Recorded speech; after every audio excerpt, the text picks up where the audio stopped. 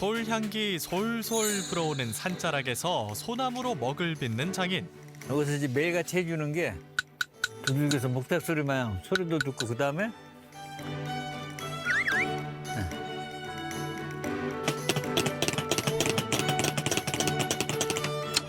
철에 새겨진 그때 그 시절 이야기. 알수록 빠져드는 철의 매력 속으로.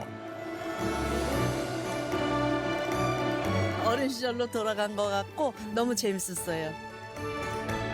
숨은 보물을 찾아가는 재미가 쏠쏠. 낯선 곳에서 찾아보는 소중한 가치. 숨겨진 땅. 충청북도 음성으로 떠납니다.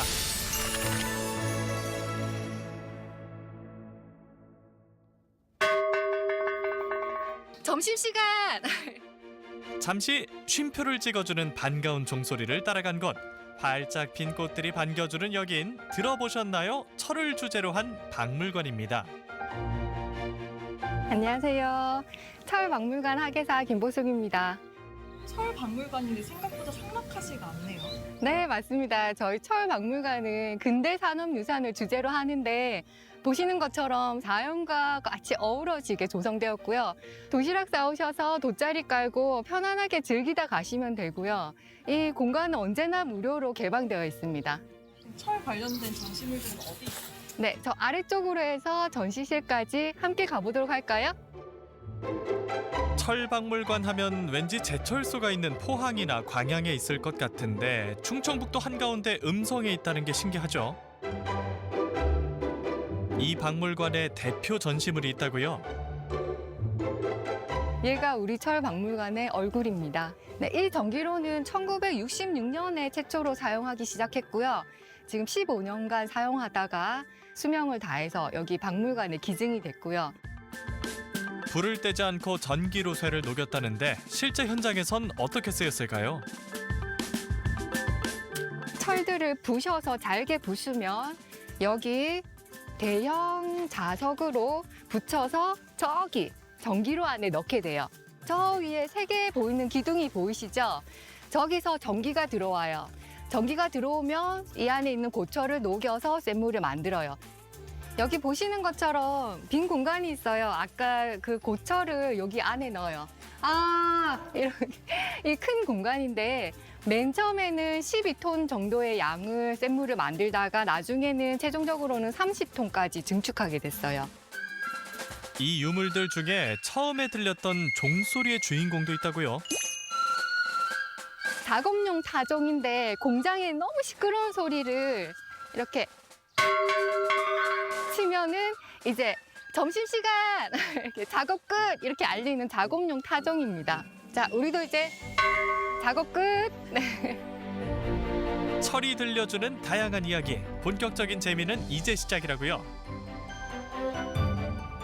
그 첫 번째는 별에서 온 그대. 이게 자석인데요. 이렇게 붙이면 떨어지지 않아요. 우주에서 날아온 철 별똥별입니다. 운석에 철 성분이 많이 들어서 철운석이라고 하고요. 두 번째 재미는 이 기계에서 찾을 수 있다는데요. 여기 버튼이 있어요. 한번 눌러볼까요? 네.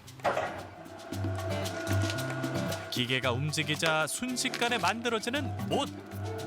90년대까지 실제로 30년간 사용을 했는데 이제는 동남아시아로 수출돼서 우리나라에는 이런 기계가 없어요.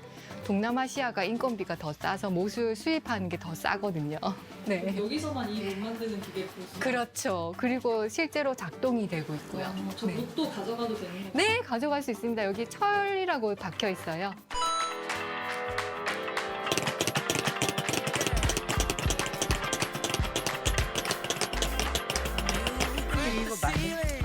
이곳에선 작은 철판을 요리조리 두드려 만드는 호루라기 만들기 체험이 한창인데요. 거기에 이렇게 그 다음에 내게 제일 커.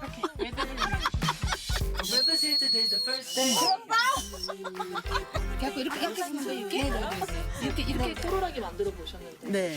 어떠셨어요? 너무 재밌었어요. 어린 시절로 돌아간 것 같고 너무 재밌었어요. 어렵진 않으셨어요? 어려웠어요.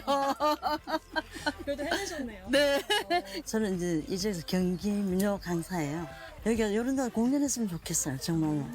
제 아이도 너무 예쁘고 이렇게 뭐 지나간 말이지만 했다고 소리 들었거든요, 공연했다고.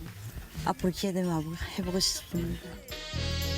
걷고 보고 만들고 즐기고 다채로운 즐거움이 있는 철박물관. 자연을 벗삼아 철이 속삭이는 이야기들에 귀 기울여 보면 어떨까요?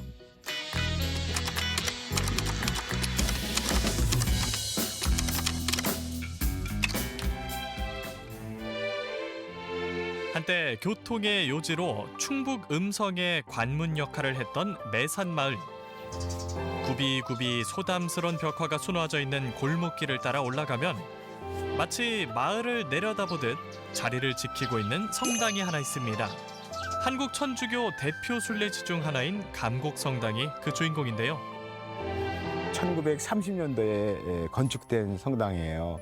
신부님이 한옥성당으로 시작한 거는 1896년이 되겠고요. 교우가 늘어나고 교회 형태를 갖추면서 1930년에 이 양식의 이 건축물이 서게 됐습니다.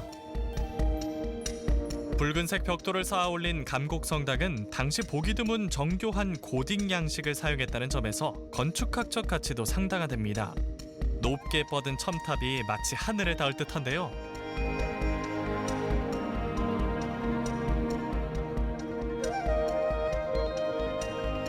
(130년) 가까이 자리를 지켜온 만큼 한국 전쟁의 흔적도 선명하게 남아있다고 합니다.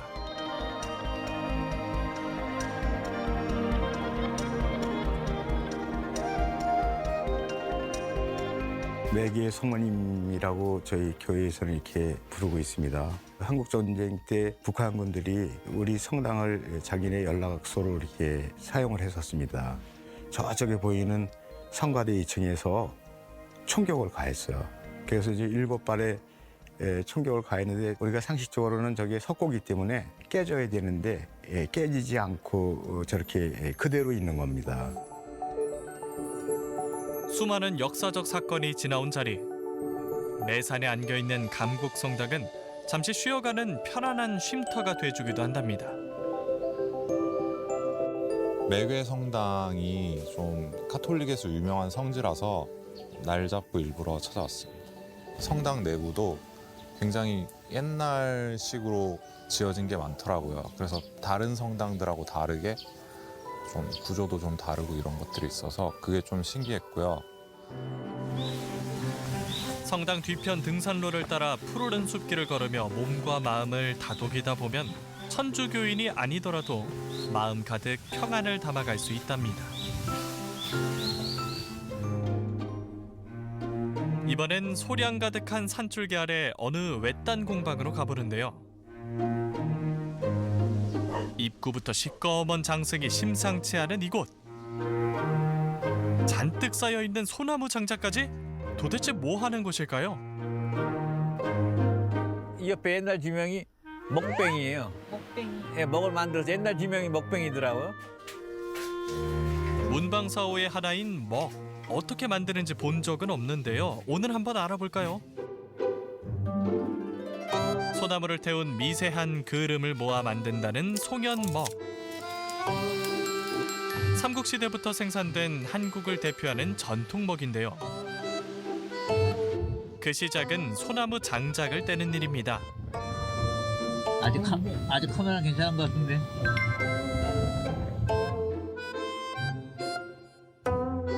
이렇게 열흘간 소나무를 태워 가마와 연결된 연막에 그을음을 모은답니다.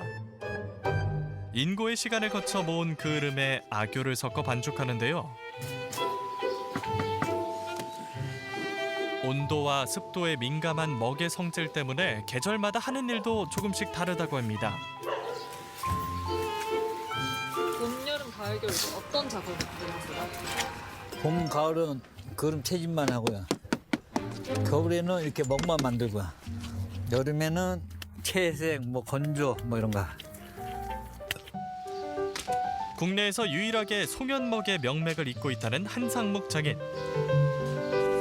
송현먹과 만나게 된 사연이 있다고요.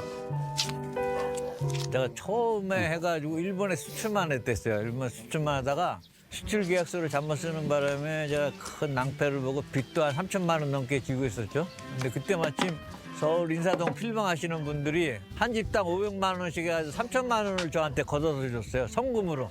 근데 그분들이 송현목을 한번 해봤으면 좋겠다. 네가 한번 만들어봤으면 좋겠다 해가지고 저도 그때부터 관심을 갖고 어려울 때 도움을 준 사람들과의 신의를 지키기 위해 시작했지만 이제는 먹에 있어선 누구도 따라올 수 없는 전문가가 됐습니다. 보양목. 선생님 그 나무 틀도 선생님이 만드신 거예요? 예. 요 외관은 목무새에서 만든 거고요. 이렇게 글자는 제가 다 판 겁니다. 네. 뭐라고 적혀져 있어요? 인고현. 고구려 먹을 가물가물하게 입고 있다. 그래서 인고현의 먹이래요. 그리고 이건 고구려 벽화 때 보면 그 그림이에요. 말 타고 지금 호랑이 사냥하는 모습이죠. 네. 이렇게 전부 다 이렇게 분해가 됩니다. 다 떨어져요 이렇게. 네. 한옥집에도 못을 안 쓴다고 하던데 그런 예. 요건 한국 먹 스타일이고요. 일본 먹은 이런 스타일이에요. 속도는 빠른데 단점은 요 사이즈밖에 못 찍어. 얘는 속도는 느린데 안에 거를 더 두껍게 막으면은 더 작은 사이즈가 되잖아요.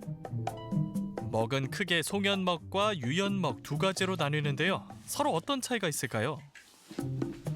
두 개 색 구별이 되나요? 얘가 조금 더 검은 진하고 네. 약간 좀 흐리고 하죠. 네네. 요 숟가락 있는 게 여기에 송현 가루예요. 요게 유연 가루고. 먹을 만두면 요 색이 나옵니다. 요 유연 먹은 까매면서 붉은 빛이 돌고, 송현 먹은 약간 흐리면서 푸른 빛이 돌고. 동트기 전 새벽빛을 닮았다는 송현먹. 신비로운 검푸른 빛을 내기 위한 과정은 여기서 끝이 아닙니다. 표면이 말라 갈라지지 않도록 한지와 잿가루 속에서 일주일간 속수분을 날리는 과정을 거쳐야 하는데요. 온도, 습도 이런 걸 딱 조절해 주는 거죠. 재 속에 묻혀서. 인큐베이터죠, 여기 말하면. 먹의 크기에 따라 3개월에서 6개월 동안 추가로 건조를 하는데요. 잘 말랐는지 확인하는 방법이 있다고요. 그래서 이제 매일같이 해주는 게 이렇게 두들겨서 목탁 소리만 소리도 듣고 그 다음에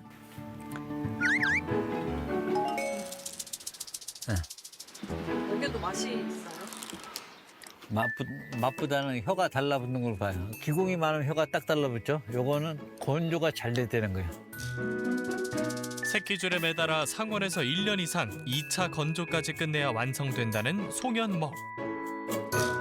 전통을 잇는 데서 그치는 것이 아니라 전통먹의 대중화에도 힘쓰고 있다는 한상묵 장인.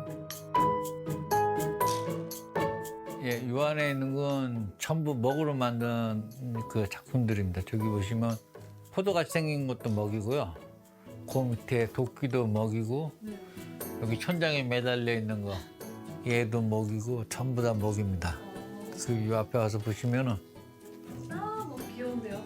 얘 작은 것도 먹입니다. 근데 이제 아쉬운 게 한국에 이렇게 작은 벼루가 없어요. 이 벼루는 일본산인데 물어보는 게 얘는 꼬리부터 갈아요, 머리부터 갈아요.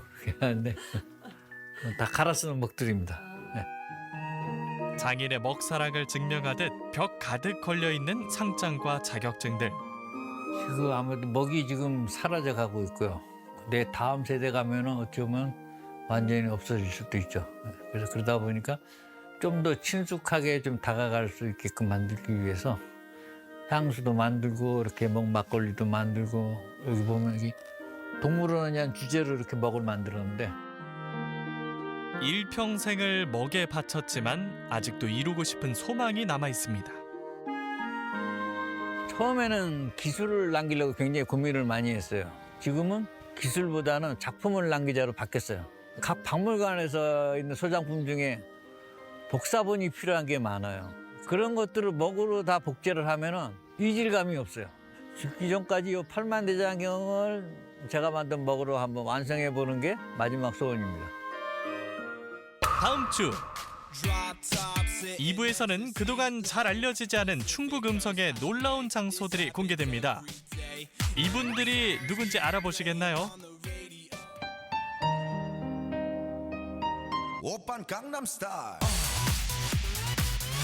어딘가 낯익은 동상들이 가득한 곳부터 쓰레기의 대변신, 가치의 재발견이 이루어지는 곳까지 그래서 요거는 뭐게요? 예요. 음성의 특급 명소들이 담긴 다음 편도 기대해 주세요.